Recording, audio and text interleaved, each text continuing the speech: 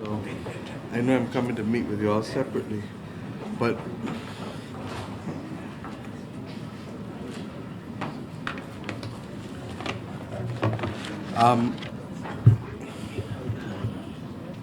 will I?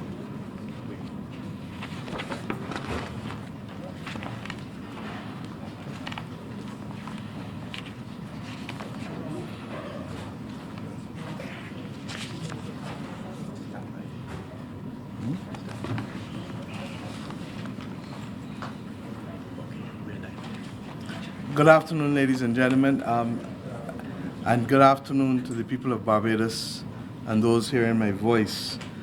We have spent the better part of today in an extended consultation with the social partnership and the leaders of our churches and the leaders of our political parties, our main political parties, the leader of the opposition, leader of the Democratic Labour Party, and we have taken briefs and had the ability to consult over the course of the last 5-6 hours with respect to Barbados' preparedness for the COVID-19 epidemic that is affecting our region.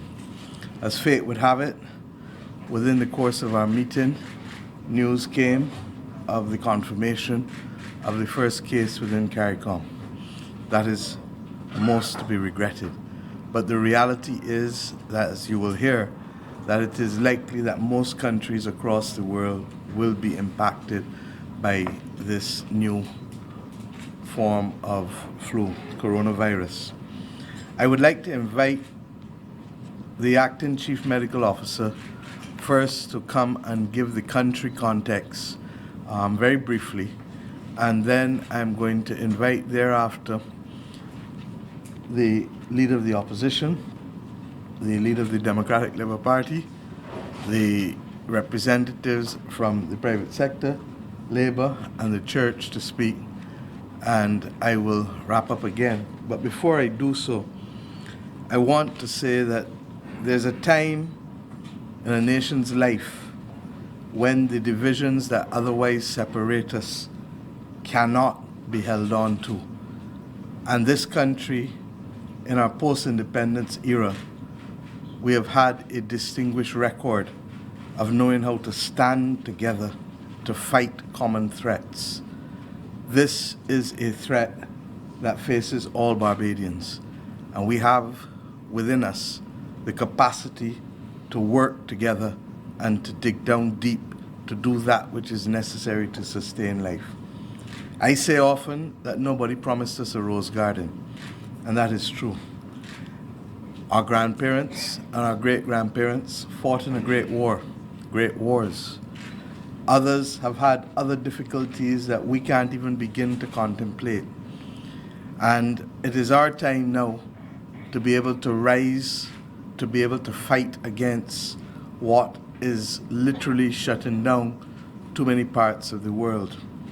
There is a danger that even if we get not a single case of COVID-19, which is highly unlikely, that the consequences of this viral infection will lead to significant suffering among the world's population. It is already affecting the supply chains of the world, which will impact on the movement of not just food and pharmaceuticals, but other key pieces of equipment and spare parts. It is already affecting travel. While we were in the meeting, one of our main travel partners already reflected a further contraction. We took reports from the Barbados Hotel and Tourism Association and the Barbados Tourism Marketing Inc. We've already seen some of our hotels start to face a contraction through cancellation in businesses. We anticipate that that will have an impact on workers. We are committed that in this country we carry one another. We do not leave people at the side of the road. And to that extent, I am a proud Barbadian today, first and foremost, that we know what it is to come together. It is against that background, therefore, that I'd like to ask Dr. Best to come, because in all things we shall follow the science. We will not panic, but we will be ready to meet any eventuality. The only thing that panic does is to drive divisions among people. That is not the Barbadian way. We, however, are conscious that those who will want to act as outliers will have to do so knowing that they will face the full weight of whatever comes their way, whether it is in terms of hoarding or price gouging or any other inappropriate activity that seeks to take advantage of the most vulnerable among us. But what does it require of us? To go beyond our duty to self, go beyond our duty to family, go beyond our duty to country, and to begin to help those who most need help at this time. When you hear Dr. Best, you will understand that this is a viral condition that we can survive, and that 8 out of every 10 people who are affected are in fact mild. 1 to 2 are severe, and even those who are severe, 1 out of every 4 of them gets critical only, and not every critical case passes away. So that we can manage this. We can manage this. But we have to take care of those who are most vulnerable. And as we go on this afternoon, I'll speak again to that as Dr. Best will carry us where the science is, and we shall move therefrom. Dr. Best, thank you.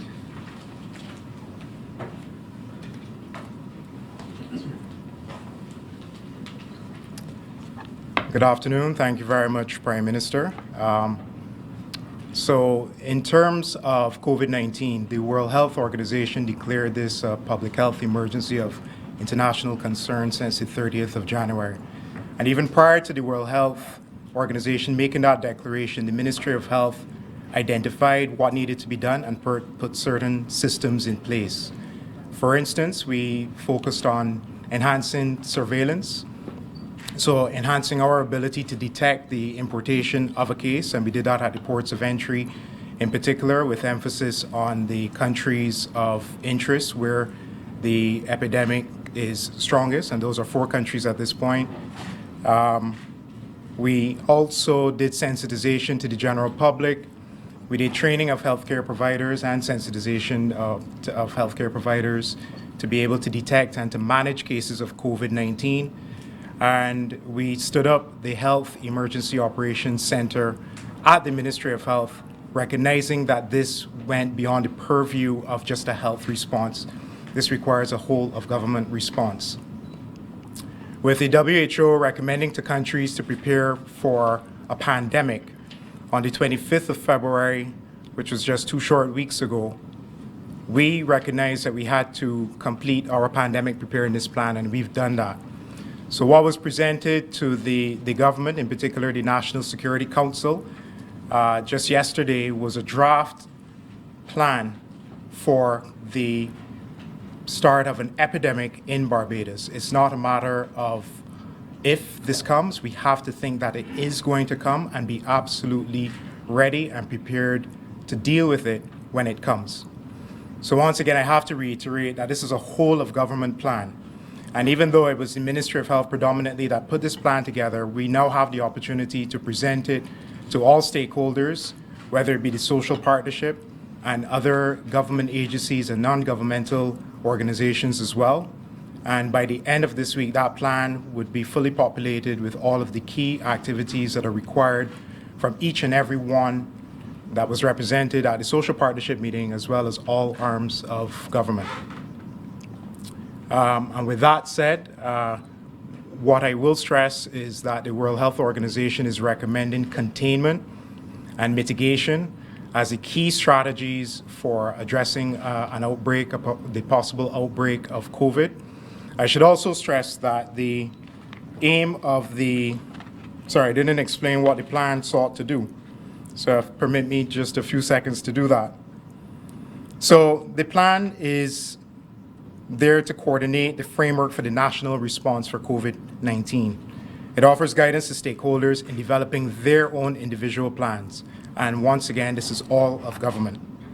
So we have 4 stages of the plan, starting at stage 0, where we are right now. And each of the 4 stages have specific triggers which will implement, or rather be the impetus for certain actions from the various stakeholders. So when we get our first suspected case, for instance, we will stand up the National Emergency Operations Center and activate the isolation centers. When we have in-country human-to-human transmission, that will trigger stage 2, and then a series of actions to follow.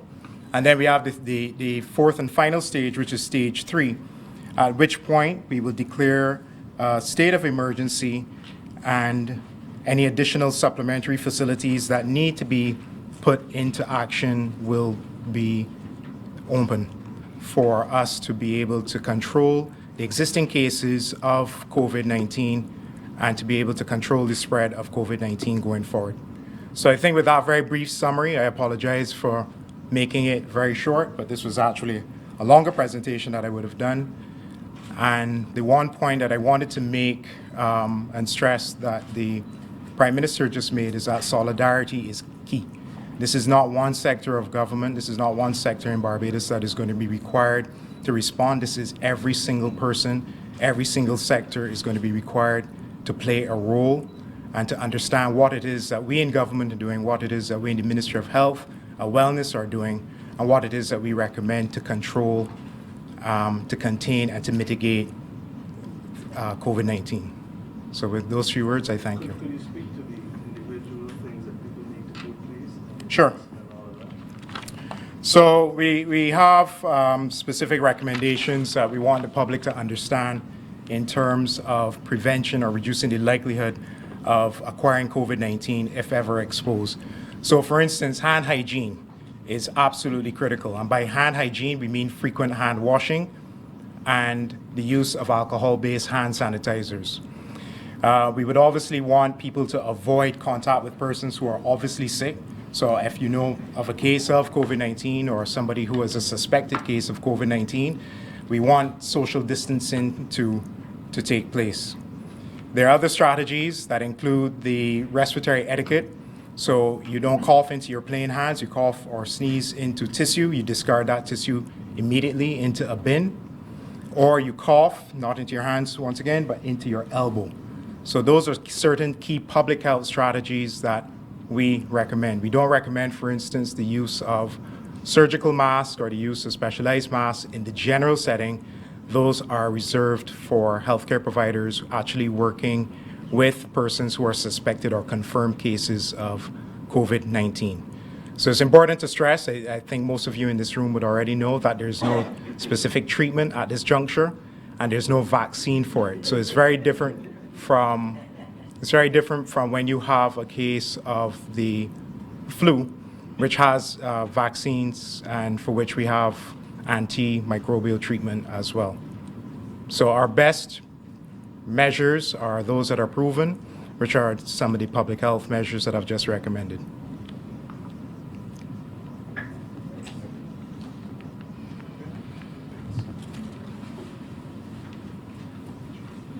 Thank you very much, Dr. Best. I'm going to ask Dr. Best to stay on when we go into our meeting with the permanent secretaries and heads of department, so that if there are any further questions that you have for him, or when the press gets a chance at the end to ask questions, he'll be available to do that. Could I ask now Bishop Atherley, please?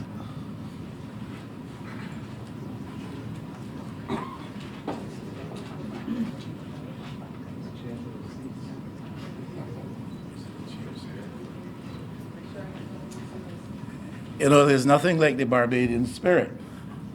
Dr. Best just told us there's no vaccine, there's no cure for this thing, and we laugh rather gleefully.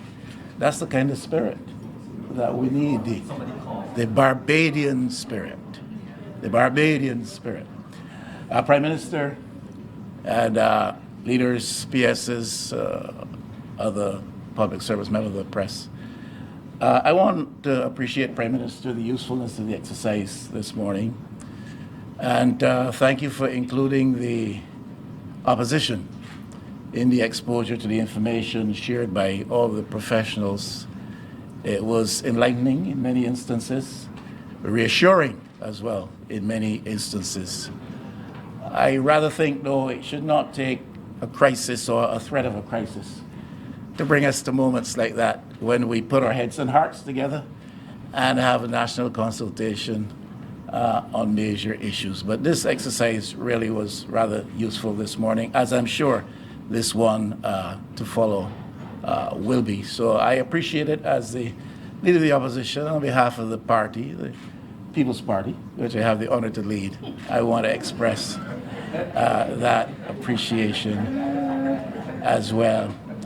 There's something that struck me. It was reinforced today, it has occurred to me before, and it is simply this: whether or not we have one instance of anybody in Barbados being infected, this crisis is still a major event for us, because the Barbados economy and our national well-being seriously under threat as a result of this, if we observe what is already happening in the world. Our trade connections, our trade connectivity, our reliance on tourism, the tough economic times that we are already facing even before this crisis. It creates almost a perfect storm for us. And Barbadians have really got to respond to this with full spirit and with prudence. And I want to publicly applaud the government for taking the lead, the Prime Minister for taking the lead in so doing, and reassuring Barbadians, getting the work of preparation done to ensure that we are in a position that we understand the threat and that we understand how we can best respond to the threat. All of us can be impacted by this. It's not only a threat to national well-being, but each of us can be impacted by this. But equally so, I think each of us has a responsibility and an opportunity to be part of the solution to the problem. And I think that's part of the thinking that goes into sessions such as this. Perhaps our normal and natural disposition is to think of self, to be self-absorbed, to be self-focused. But here is a clear instance in which we have to be what I call in church circles other-minded. We don't need to seek only to protect ourselves, but by our actions and what we do, seek to protect the health and well-being of others. The one last word which quickly I would want to say is perhaps simply this. There is sometimes that which comes to the surface, an attitude that says that God is a Bajan. Well, God is global, but see what's happening in the rest of the globe.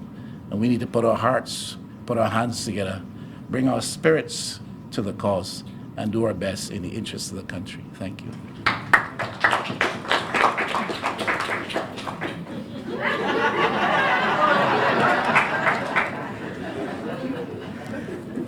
I'm not sure that we'll be able to hug in the future again, so we're hugging now. No. That's a public health statement. I'd like to ask Mr. Depeizer, please, to come and address us. Thank you.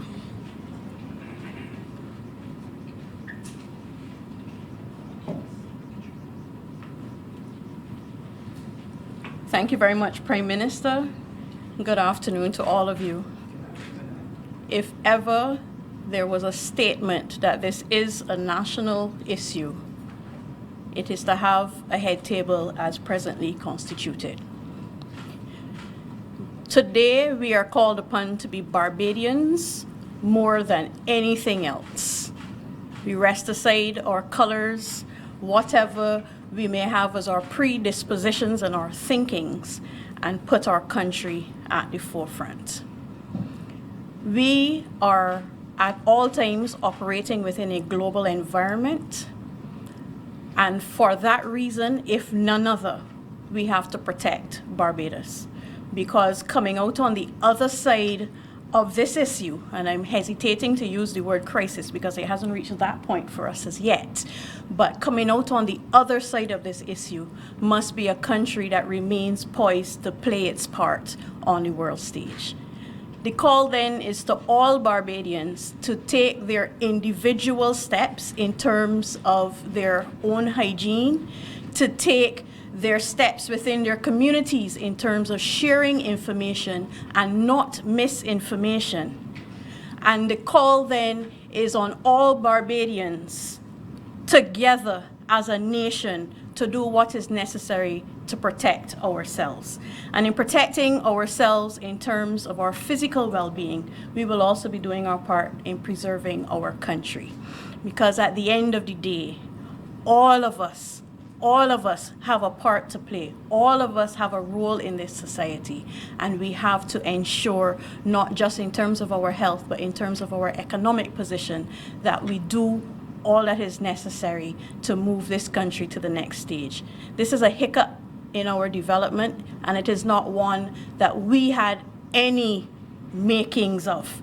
This is an international issue that has a national impact, and therefore each and every one of us is called upon to play a part. And I know that as Barbadians, because we tend to have our political colors shown in season, that now that it is out of season, that we will wear our national colors, and our national pride will come to the forefront, and we will do all that we are called upon to do and follow our health directives as closely as possible. And therefore, Madam Prime Minister, not even for a political opportunity do I think that we ought to be hugging, but certainly it is enough of a political statement to have all of us here present and speaking to you today. And I think that underscores the importance of the initiatives that are being taken on behalf of us and the importance of the role that we each have to play. And I look forward to working with you,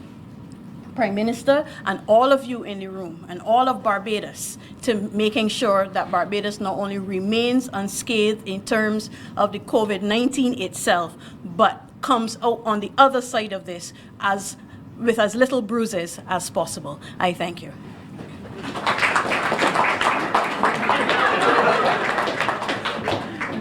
Thank you very much, Mr. Depeizer, and I thank you for your comments as well. I'd like to invite now the head of the private sector, Mr. Ed Clarke. Thank you.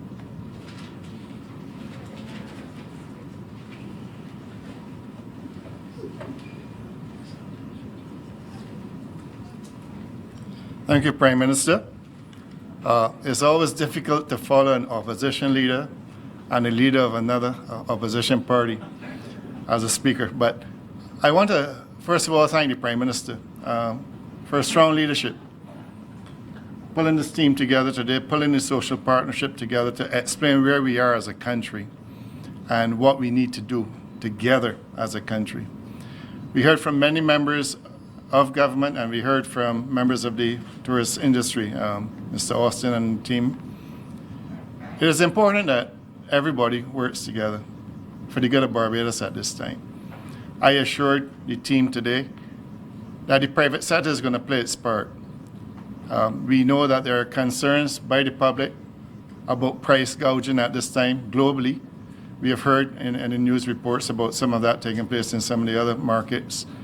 This is not something that we should tolerate in Barbados. And I certainly will not be someone tolerating such price gouging anywhere in Barbados. We believe that even the hoarding of supplies is something that should be discouraged. I think we all need to understand that the weakest link is still a problem for us. It is no sense for those that can afford to hoard, not to allow those that don't have to procure. Because that person that doesn't have is the weakest link. So we must all protect ourselves, protect our country from that basic situation. We must all be selfless and not selfish at this time. There's no greed needed in Barbados at this time. It's a time that we all come together, whether it's a political party or private sector, labor leaders, to work together to ensure that Barbados comes out of this strong. We heard today that there are threats to the economy if the virus comes to us in a very harsh way. We also know that the global economy is going to be severely impacted at this time. We see what's happening to the various markets out there. But it's not a time to panic. The world gets through these situations. Barbados can get through these situations. So we must ensure that we do not panic as a country. We must be prepared. We must take our own precautions. We don't have to go to congregate in locations overseas if you don't need to. You don't need to attend conferences if you don't have to. And I would ask people to ensure that they protect themselves in various locations like that. But this is a time for us to stay together as a country. And I can assure you, Prime Minister, and the members of this audience here, that we in the private sector will do our utmost to work together with the government and the people of Barbados to ensure that we come out of this strong. So thank you.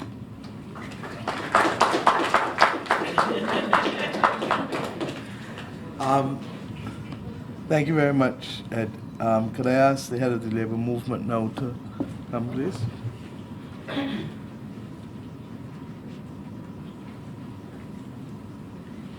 Thank you, Prime Minister, and good afternoon to everyone.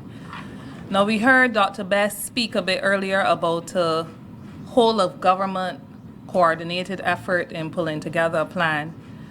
And we heard all of the other speakers speak about a whole of country, a whole of Barbados attitude and response to making sure that we can address the issue before us.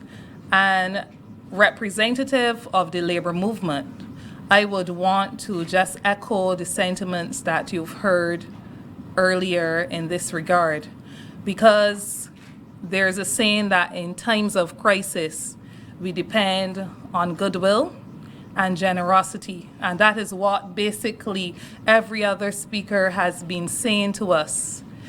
Goodwill, the kind of forum we had this morning where we had some very sobering comments being made. We have come face to face with an issue that is not just about health. It's an issue of health. It's an issue of the economy. It's an issue of our country, the well-being, the entire well-being of our country, and of course the interconnectedness of Barbados to the rest of the world. The fact that we don't grow our own food, we depend on the outside world for virtually everything that we source and use.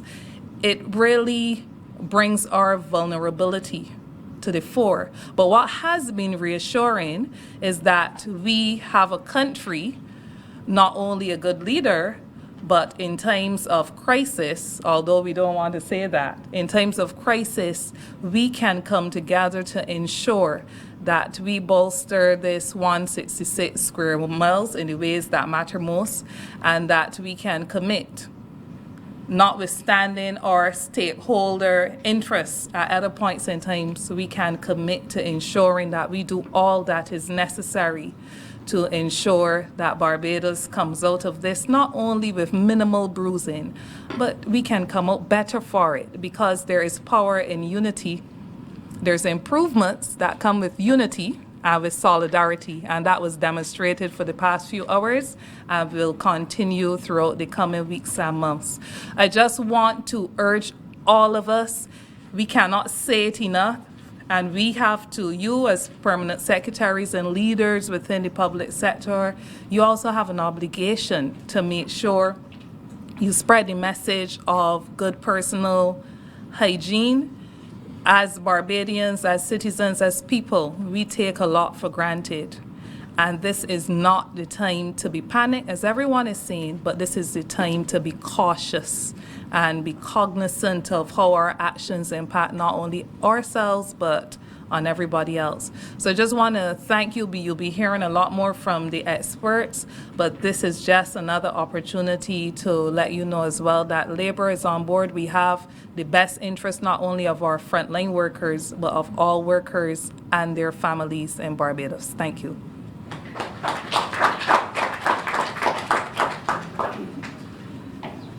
Thank you.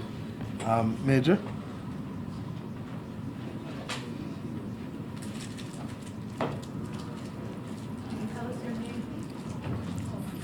Thank you, Prime Minister. See, I'm a final speaker. I guess my responsibility is here to you to accept all that has been said already, because I think that is important. I will not repeat what I've said, but I'm here representing the churches, and that's including Barbados Christian Council, PARI, and Barbados Evangelical Association. We want to say thanks to Prime Minister and for your initiative, for the vision, because she did not speak as another leader who said it's just a hoax. she sees as a reality, a potential threat to our nation, and have set in motion the importance of sensitizing our people to this very serious threat that faces us. We, the church, we are very conscious of the fact that it's not just a medical issue, but we see it as a potential social and economic issue. It can cause disruption in our national life. And therefore, we want to urge you, each of you, to follow these simple guidelines given by our medical people. They have our interests at heart. And I want to believe that you have the interests of your own country at heart, and that you would do what you have to do to make sure that you stay safe. And not only stay safe, but make others safe as well. We have no control over what might come to us, but we have control as to what we would do when it comes to us. And the reality is that this threat is a serious possibility to our nation. So I want you to follow these simple guidelines and do what is important to keep yourself safe, your family safe, and this nation safe as well. We are very small, and it's very quick for any, and not only small, but we're also closely knitted community, and it's very easy for this germ to spread quite rapidly. If it begins to spread, we can be easily wiped out in a short space of time, and we don't want that. We have a beautiful future ahead, and we want you to do your best. Thank you. God bless.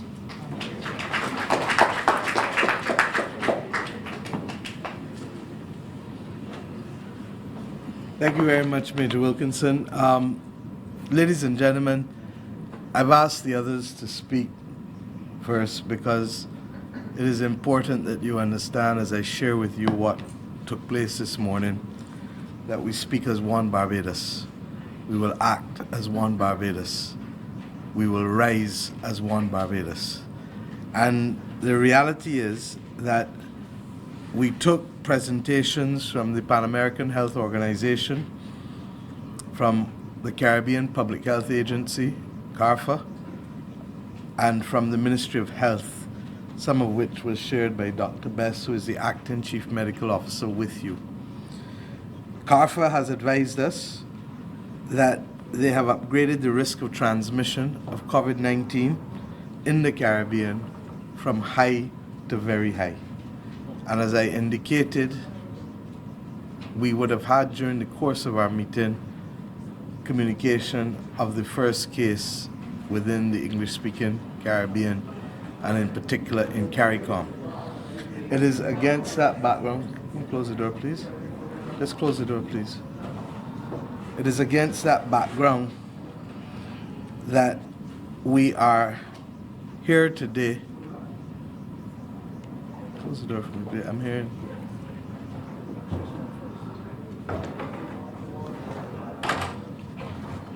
Thank you.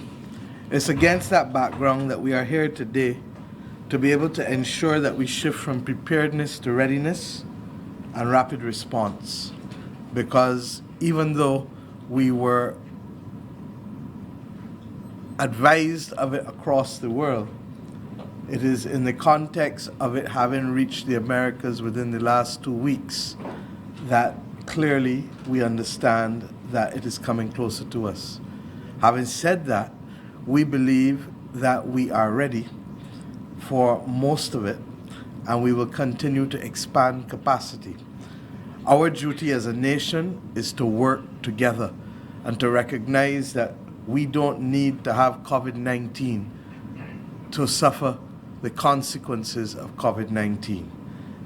I've indicated before that the Ministry of Health has been the one taking the lead thus far, and over the course of the last 5.5 weeks, the Ministry of Health, the immigration officers, Port Health, the Barbados Defense Force, the members of the Barbados Port, they have been the frontline workers for the most part, allowing us to be able to meet any threat that exists thus far. We have been very measured in our responses, but we've been very thorough.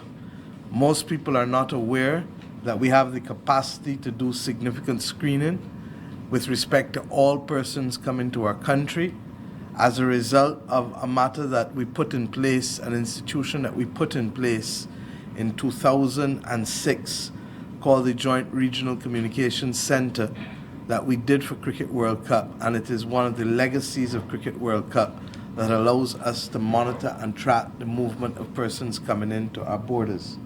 Similarly, the Ministry of Health has developed sufficient protocols that have allowed them over the course of the last 5.5 weeks to screen 156 people and to do 8 tests, 8 actual tests, all of which have been negative thus far. And we thank God for that thus far. But the bottom line is that we have to continue to be vigilant. And we have, therefore, to formally approve the National Pandemic Plan, Preparedness Plan. Today's meetings have been about getting and sharing with our colleagues across the political spectrum, with the private sector and labor, with the church, because the church, perhaps more than any other institution in this country, sees people on a weekly basis from all spheres of life. Against that background, we will have a consultation now with the heads of departments and permanent secretaries in the government of Barbados. Tomorrow, when regrettably I have to go to Guyana to lead a team of prime ministers from within the region to deal with their difficult situation there, as you are aware, Minister Bostic and Minister Walcott will further brief all of the members of Parliament, both in the Senate and the backbenchers, and those other cabinet ministers who would not have been present today. And then Cabinet will finally sign off on the National Preparedness Plan for the pandemic on Thursday afternoon.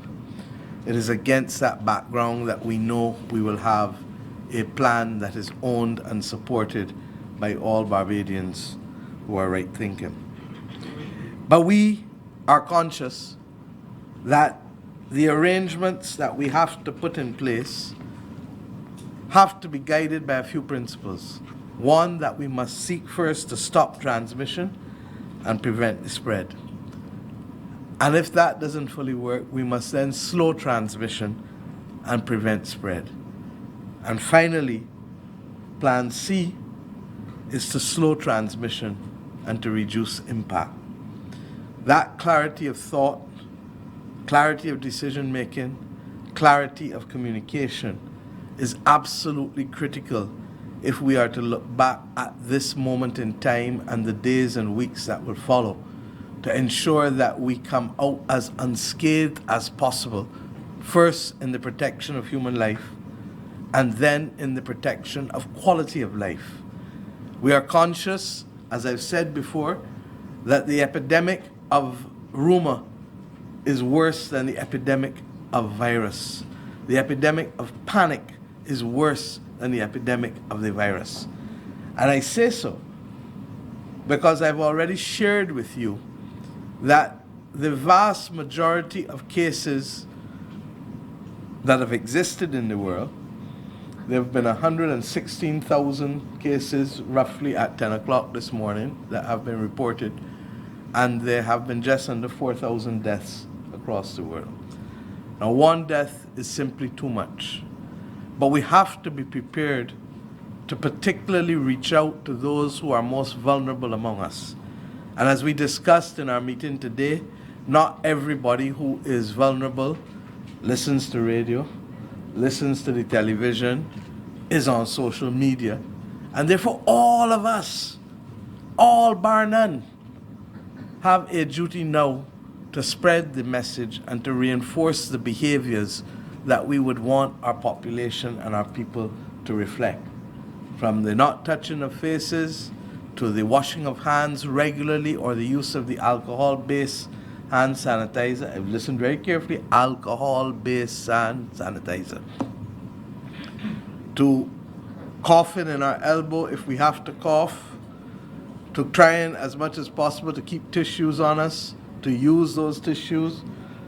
All of these things may sound simple, but the more I listen to doctors locally, regionally, and internationally, I am satisfied that more than anything else, hand hygiene and keeping your hands away from your eyes, your nose, your mouth, I almost said your ears, is absolutely vital to self-protection. And we have to go the highways and byways.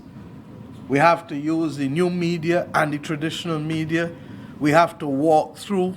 We have to ask the traditional media to start running PSAs on their own, because not everything is paid media. And I have asked that they also come and meet with the media managers as well before the end of the week. But in addition to the Health Emergency Operations Committee, which Dr. Bess referred to, and which has been meeting almost every day for the last 5.5 weeks. So don't believe that because we're speaking to you today that everything is starting today. We have been working assiduously with those frontline workers and with the frontline ministries and with the key members of the National Security Council. Yesterday, however, we took a decision to augment the National Security Council and to ensure that we move to an augmented National Security Council for the life of this threat. And that we use simply the acronym ANASEC, A-N-A-S-E-C, which is just the short for Augmented National Security Council. And it has therefore now allowed us to bring in the other key ministries and officials that are necessary in the frontline battle that we have to face to protect and sustain Barbadians as we go forward. In addition to that, which is a very pragmatic approach, we need to ensure that in the event that there are people who have to be quarantined or isolated, we have the capacity to do it. And we have a very simple philosophy. We need to isolate the Queen Elizabeth Hospital from what is going on with COVID-19, because there are still normal people who need the hospital on a daily basis in this country. And what we will not do with a lone acute care facility is to put it at risk whatsoever. We are conscious that every country around us and in this hemisphere is facing the same considerations. And therefore, we really have to look within to protect ourselves. It is against that background that the government has had a number of actions taken.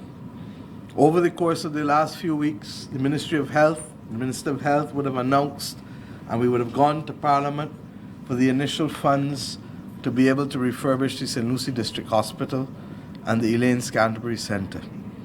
Those two facilities will hold just under 40 persons as a quarantine facility. We've also prepared and readied Paragon in the event that we need those additional quarantine beds at any point before we finish the work that I will describe shortly at Harrison's Point. And Paragon is, as you know, also not just the home of the Barbados Defence Force, but also the home of the Barbados Youth Advance Corps. And to the extent that we need to suspend, we don't know, but if we need to suspend any part of the residential program, that will be done with the appropriate notice being given to the persons affected. At Paragon, I'm advised that we can hold just under anywhere between 250 to 275 to 80 beds for quarantine. And then, of course, as I've indicated to the country already, Harrison's Point, which we used before, which was the former U.S. naval base and which was brought back into use at a previous time when we had another national calamity. That base, we are now starting the work there on a number of buildings, not the entire base, but a number of key buildings, that will allow us to have another quarantine facility of housing anywhere between 120 to 140 beds. And I say so because they're finishing up the architectural details as I speak. And that will be for a quarantine facility. But most importantly, a capacity to have an isolation facility of 56 beds, 20 with ventilators and 36 without, and this would be for the severe patients. We already have tonight, tomorrow, yesterday, the Enmore Isolation Facility, which has 6 beds and which is capable of dealing with any immediate case. We go to Parliament this evening with a supplementary for the ventilators and the furniture and the other things that are needed.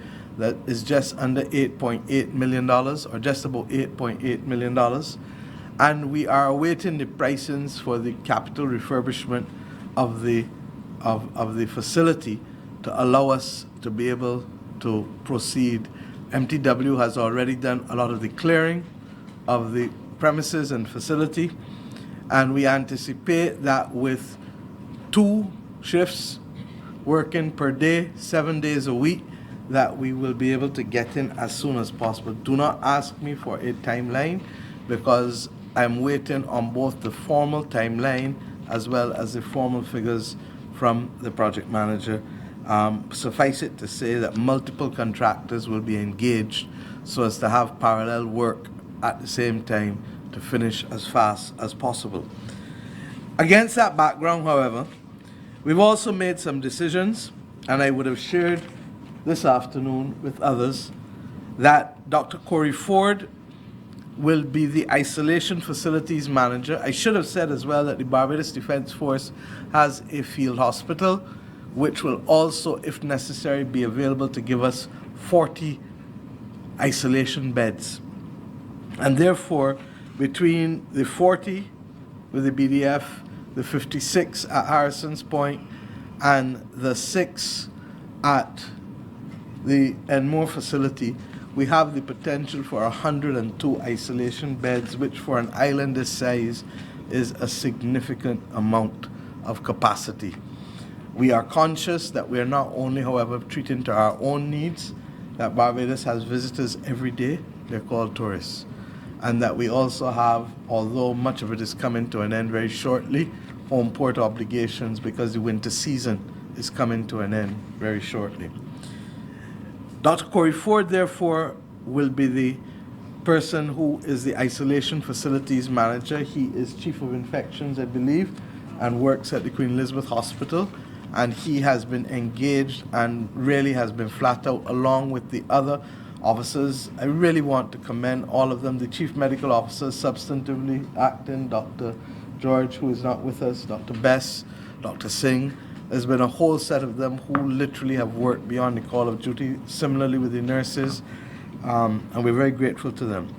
We are very, very lucky as well that there is a Barbadian who has rendered distinguished service in Sierra Leone, and who would have worked extensively, and I refer to Mr. Alvin Hart, and he will be the quarantine facilities manager for all of our quarantine facilities.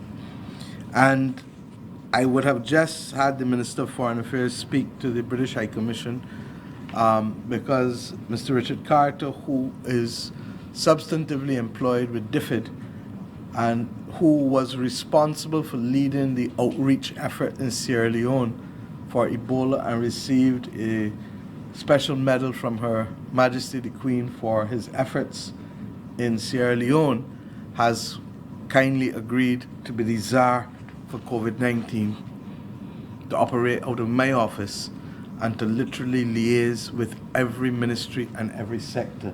I think I've said enough today to show you that there are multiple line ministries affected. There are multiple stakeholders affected. The communication has to be clear. The worst thing that can happen to us at this stage is that we muddle the communication and that we fail to adhere to clear and distinct decision-making protocols. Against that background as well, we are conscious of the fact that there will be consequences to the economy and potentially to jobs. As we met today, one of our prime airline partners, as I said, indicated a contraction and are already asking us to work with them with respect to some of the costs that they face. At the same time, the Barbados Hotel and Tourism Association and its president is here with us, Mr. Steve Austin, would have reported cancellations across a range of properties starting already. But we are conscious that it is still too early for them to give us a clear picture of the extent of it. We are lucky that this is coming at the back end of our winter season and not at the front end, but nevertheless, it is likely to have significant consequences. As we are all aware, Barbados is under its own economic recovery and transformation program, which has been sanctioned by the IMF and which has allowed us to be able to stabilize significantly, and we are, without fear of contradiction, away from the fact that we would have found ourselves in initially where the value of our exchange rate was at risk. Today, as I speak to you, Barbados's reserves stand at $1,544,000,000. This is a long way from the $440 million of 18, 19 months ago. But having said that, we are conscious that that buffer that we have will now be put under some stress. And I've asked, last week I spoke to the president of the Caribbean Development Bank on behalf of the region, and I spoke to the director of finance, the governor of the central bank, and my senior economic advisor, Dr. Greenidge, Professor Maskell, and the central bank, and they have kindly produced scenarios which they shared with us today. And those scenarios are premised really, I think they may have shared three, but they're really three scenarios: a 25% decline in tourism revenue, a 50% decline in tourism revenue, and a severe case of an 80% decline over 6 months. 25 to 50% will come within the 3-month period. This has not only implications at the macro level for the hotels and the owners, but at the micro level for the workers and the suppliers to the hotels. And therefore, the government has taken a firm decision that we will undertake counter-cyclical fiscal policies.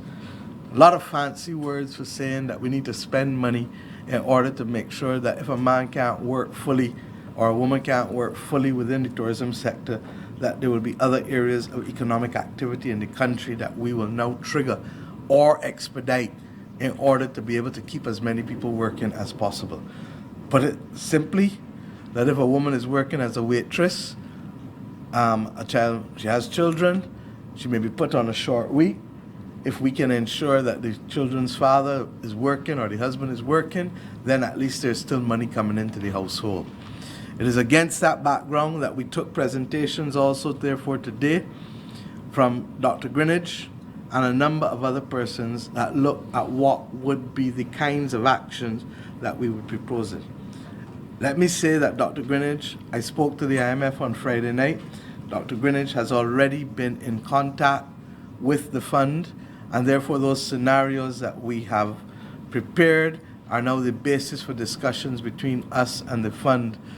Our program, as you know, has been premised on us being able to bring down our debt first and foremost, and then to start to consolidate our fiscal position and to start to trigger growth. We have been successful in not only boosting our reserves, as I said, to the $1,544,000,000.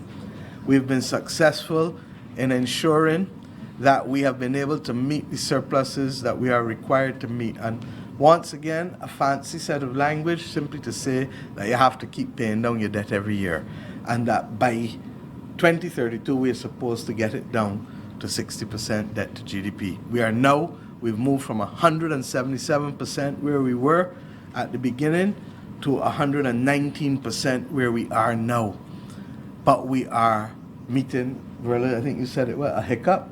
And this hiccup is one that we have to face, because what is at stake is human life. We can continue, however, to keep paying down our debt. And to use a simple analogy, I can lose weight at £6 a week, I can lose weight at £4 a week, or I can lose weight at £3 a week. But whenever done, I'm still losing weight. So whether we run a 6% primary surplus or a 4% primary surplus or a 3% fiscal primary surplus, we are still paying down our debt. But what we need now is a little elbow room to ensure that households do not fall through the cracks, to ensure that businesses are not pushed into bankruptcy en masse, to ensure that we can sustain life, sustain and protect our people, and allow them to live while the world finds the solution for the vaccination that will hopefully bring this madness to an end. And I do believe, quite frankly, there is a level of global panic. And I hope and pray that that panic will be brought back and that we will start to act in context. We manage risk every day. We do that.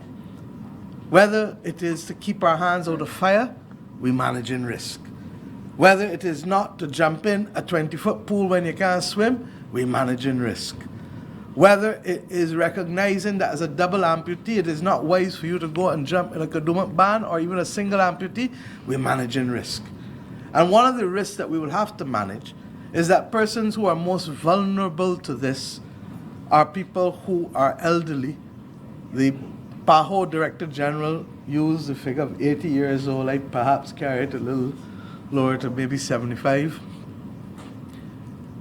And people who have chronic conditions, underlying health conditions, because as I understand it, it is a viral pneumonia and your body has to be able to fight it off.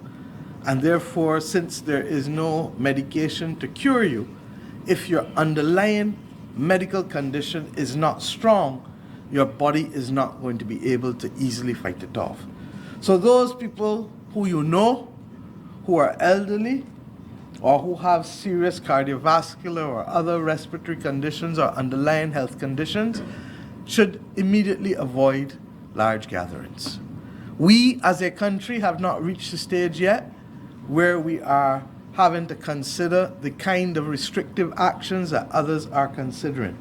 And we have very clear protocols, as Dr. Best said, and as we've shared, stage 0, stage 1, stage 2, stage 3. We are still at stage 0. I hope we stay there. But I'm conscious that if we have to move to stage 1, stage 2, or stage 3 as we go along, we have agreed that we are moving as one Barbados, and that to that extent, all of us who have consulted will continue to consult and to remain together in our actions to protect the majority of people of this nation that we can. As I said, the countercyclical fiscal policies are those things, therefore, that will engage us. We anticipate that our discussions with the International Monetary Fund will take probably another few weeks at most, a week or two at most. But we already have a sense of the things that we need to do. And I've already spoken to some of the capital expenditure that is required as a result for the Ministry of Health to be able to effectively help and handle this. The 25 ventilators that we're going to Parliament to be able to purchase this afternoon will allow us to be able to locate ventilators at Harrison's Point and also at the Barbados Defence Force Field Hospital if there's a need to stand it up. We're also going to buy 2 portable dialysis machines to put at the Elaine Canterbury Centre, because we recognize that some people who may have to be quarantined may be on dialysis, and as I said, the principle is insulate the Queen Elizabeth Hospital from having to help us deal with this crisis. Barbadians must be able to be comfortable, and that is why we are identifying point people as well, rather than diluting or taking the focus away from the other things that the Ministry of Health have as a matter critically to do to protect our people. What are some of the projects that, in addition to the health expenditure related capital projects that we will have to look at? We've already identified a number of government buildings that we would have liked to have included in this year's estimates coming up. But because of the limited fiscal space, we couldn't include it.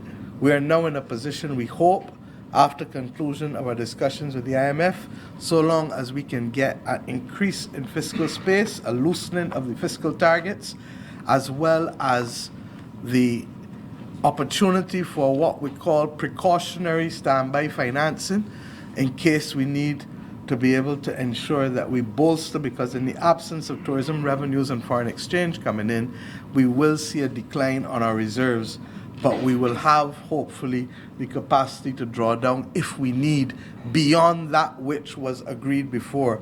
And that is what we are seeking to negotiate with the IMF. Augmentation of resources and additional fiscal space through the relaxation of fiscal targets and debt targets in order for us to keep Barbadians above the water.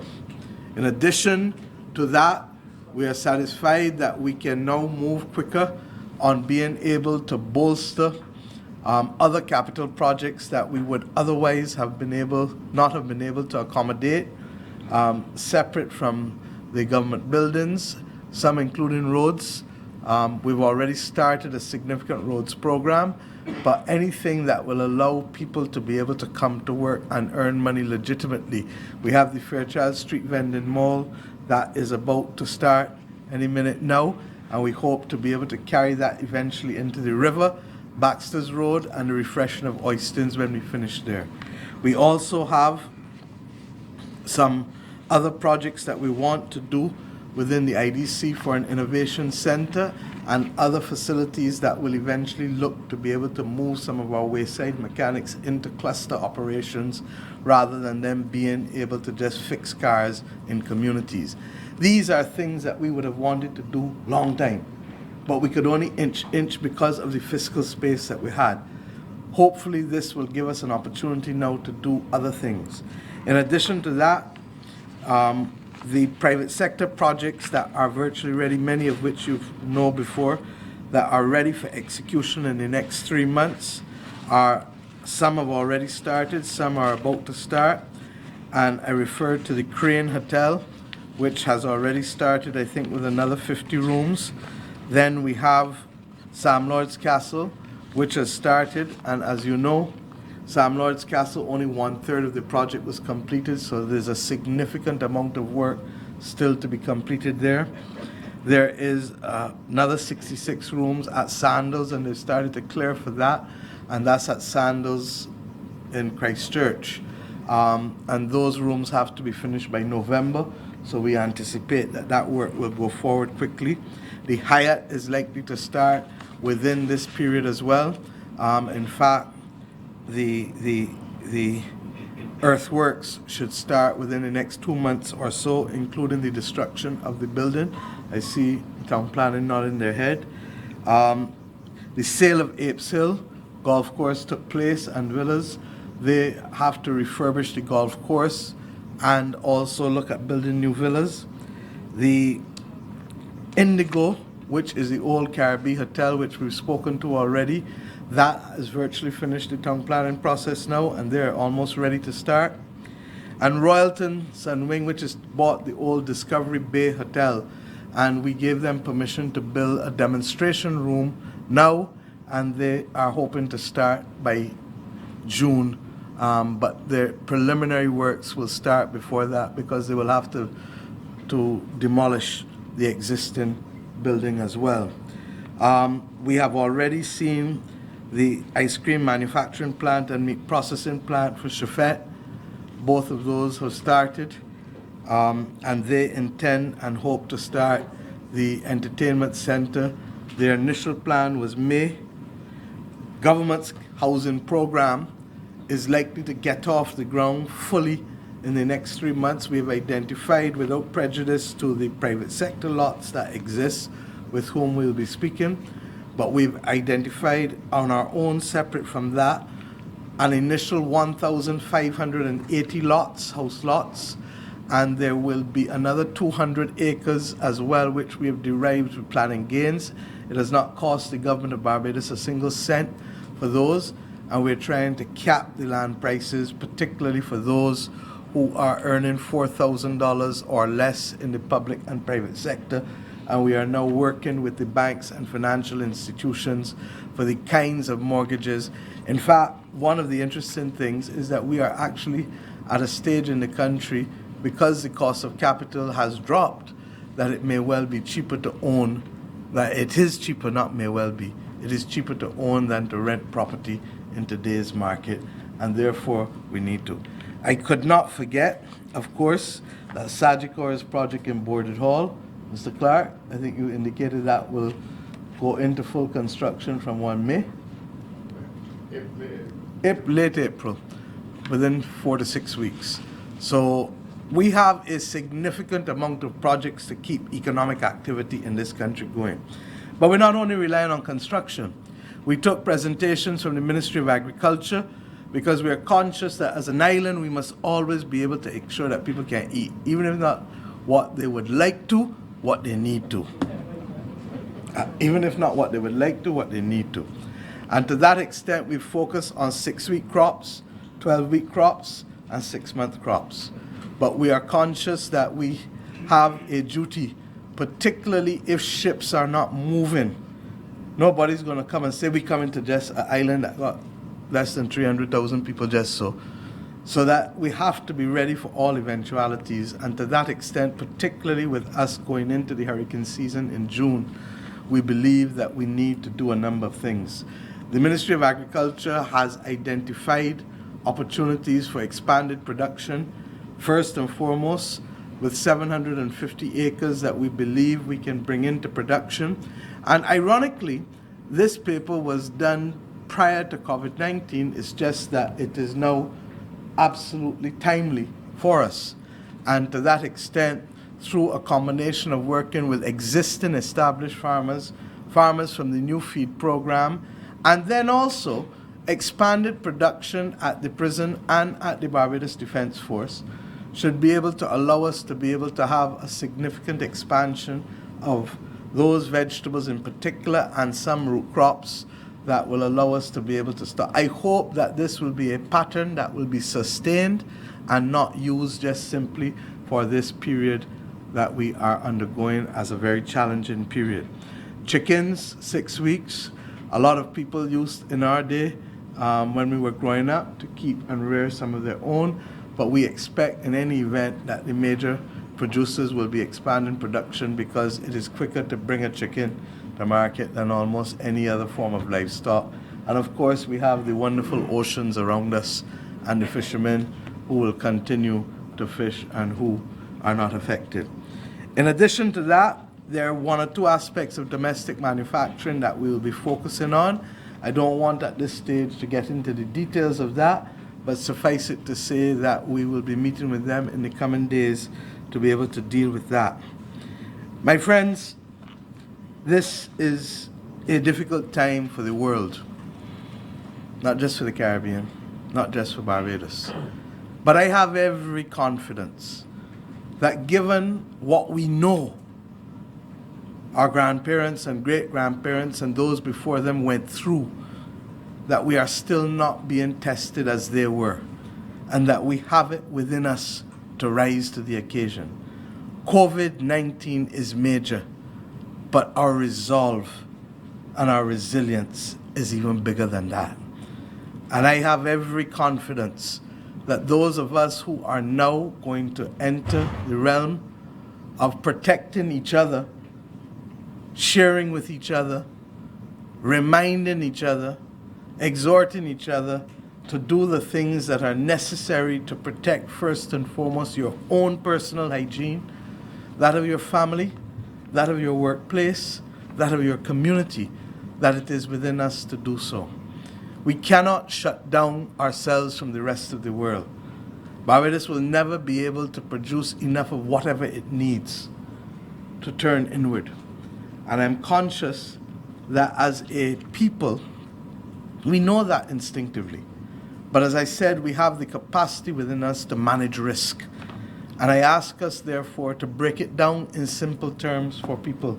Because once you understand that it is about managing risk, then I tell you, we got this too.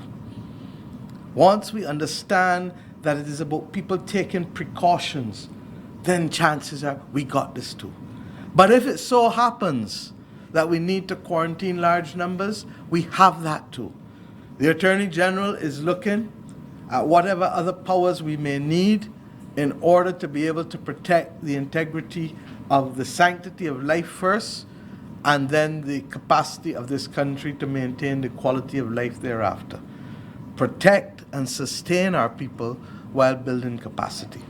We also discussed the expansion of our national training initiative, because while our people are building or maybe on short week or laid off, regrettably, if it comes to that, they must be able to be doing something and learning something, so that when we return, when normal service resumes, we will return stronger and better and capable of carrying our country forward in a way that all of us want us to do. So I want to thank the people who are listening to us. I'm going to have a meeting now with the permanent secretaries and the heads of government departments. We'll take a few questions from the press first. But you know, there's an ability for us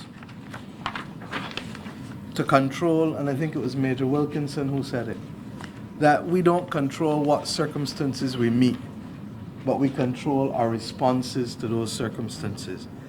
And yesterday, Dr. Best quoted from the Director General of the World Health Organization, Dr. Tedros, who said, and I quote, "Let hope be the antidote to fear, and let humanity be the antidote to our shared threats." Barbadians are known for their measured response. Barbadians are known for their pragmatism. Barbadians are known for their commitment to principle. Barbadians are known for not being intimidated by circumstances. I am proud to be a Barbadian today. And I'm proud that the leaders of this country have come together with a singular purpose: to protect our people, to sustain our people, and to allow us to come back stronger and better as we build capacity. But above all else, I am proud that we are prepared to fight as one and to call on all Barbadians who are hearing our voices or who will see us in the next few weeks, whoever we are, to join us in the protection of this, our people, and our nation. Thank you very much.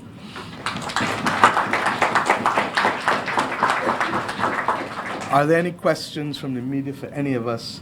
Bishop Atherley ran off to Parliament, in fairness to him, but I know that he's available to you if you need him as well.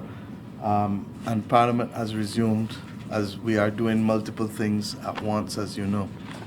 Are there any questions, or are you comfortable? One question, Prime Minister. Please. Are there any You may have to speak louder, because remember, they're streaming. Are there any specific governmental actions that are attached to Clarke's movement of the risk factor from high to very high? No, we anticipated it would come, quite frankly, and that's why the Ministry of Health has already been in a position that we could immediately have the discussion on the draft national pandemic plan, which is effectively what we discussed. As I said a week ago, I started to speak to the various bodies to prepare for the economic adjustments that we have to make.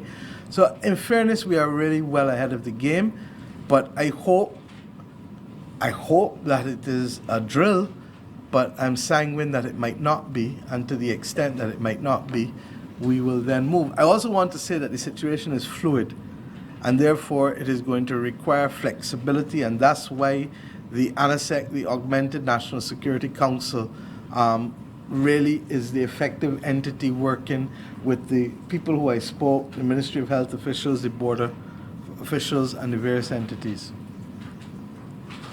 Anyone else? Yes, sir.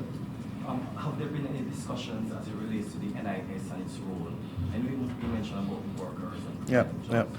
Luckily, most of our Social Security funds are in reasonable healthy state. However, if we have to, the government will top up.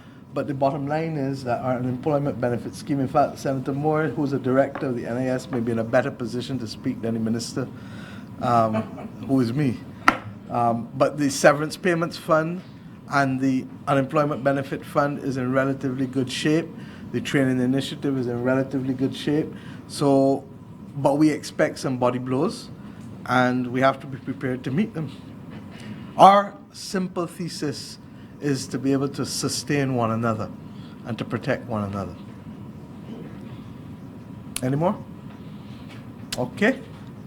Yes? You would have talked about operations. We have several amusement festivals, several entertainment events that are supposed to be coming up in the upcoming weeks, and also 3-month October festival.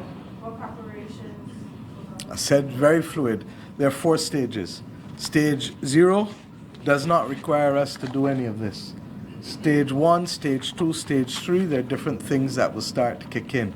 For example, at some point, because our elderly people are at the front line of this vulnerability, we will have at some point to limit groups going into the geriatric hospital or to the elderly, anywhere where elderly persons are being housed.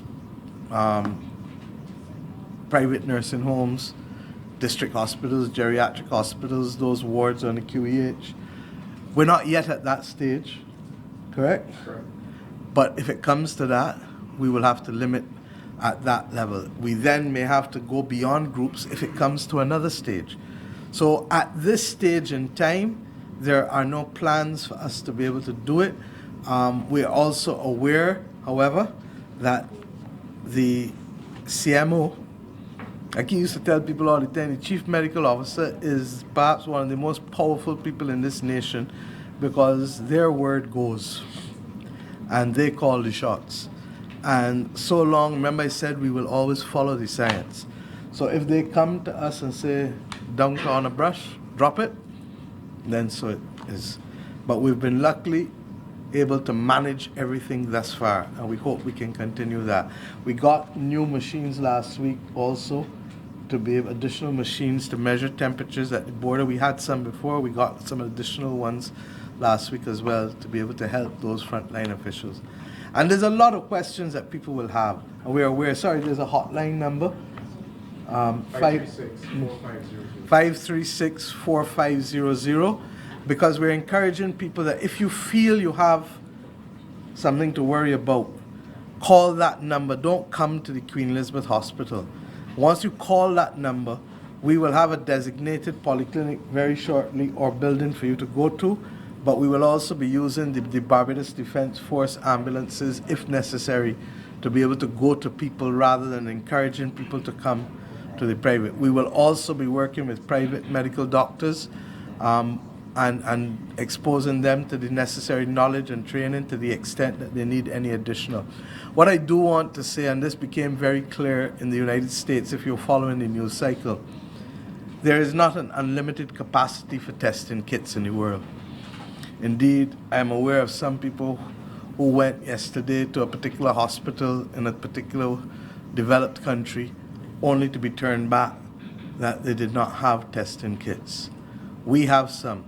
But as Dr. Best would tell you, you don't immediately go to a test. There's a whole screening process that they use. They look at the symptoms, they look at temperature, they look at a whole host of things before deciding whether to use the test.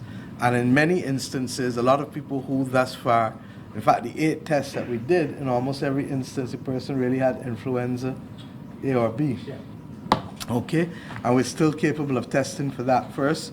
And the doctors will have to determine whether they use that as a clearinghouse mechanism before we go to the more scarce testing kits. We expect to get more testing kits as well soon. Okay? Thank you. Mm-hmm. Have there been any discussions in regard to schools? All of that is in the plan. We are not at that stage, but if it comes to that stage, rest assured, we will take whatever decisions are necessary to protect life and then to maintain quality of life thereafter. But this country, we do best when we have a common mission. And our common mission is to protect and sustain Barbadians and to build capacity, allowing us, while we're doing that, so that when normal service resumes, we can come back better and stronger. We do not know how long it's going to be. We pray that it will be short globally, but we genuinely do not know. There's a number of medicines being trialed, but it's still too early to talk. I will also say that we have also taken precautionary action with respect to other things that may be affected by the supply chain, whether it is normal pharmaceuticals, normal equipment, normal things that we need in order to make sure that we keep as close as possible to allowing Barbadians to maintain their quality of life. But we ask you to be patient, we ask you to be cooperative, we ask you to join in this battle, starting first with protecting yourself, your family, your community, and indeed your colleagues at work. Okay? Thank you very much. Take care.